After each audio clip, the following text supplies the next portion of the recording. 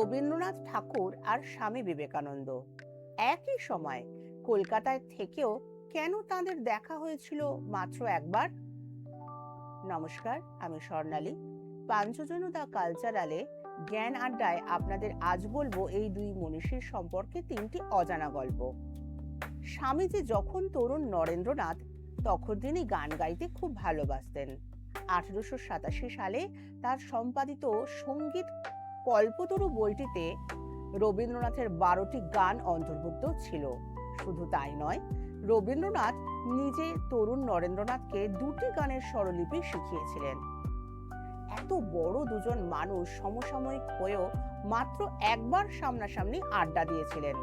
1899 সালের 28শে জানুয়ারি সিস্টার নিবেদিতার উদ্যোগে আমেরিকার কনসাল জেনারেলের বাড়িতে এক চা পার্টিতে তাদের দেখা হয়।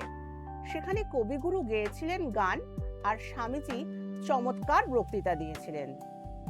কিন্তু আশ্চর্যজনক বিষয় হলো, এরপর দুজনেই নিজেদের ডায়েরিতে বা লেখায় এই ঐতিহাসিক সাক্ষাৎ নিয়ে একটিও শব্দ লেখেননি। মতাদর্শগত কিছু পার্থক্য থাকলেও স্বামীজির প্রতি রবীন্দ্রনাথের শ্রদ্ধা ছিল অগাধ।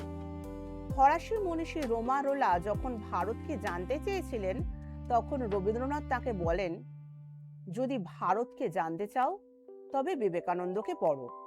তার মধ্যে সবটাই ইতিবাচক, নেতিবাচক কিছুই নেই।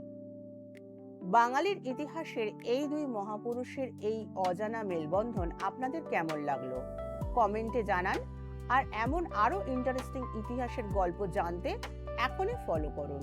নমস্কার।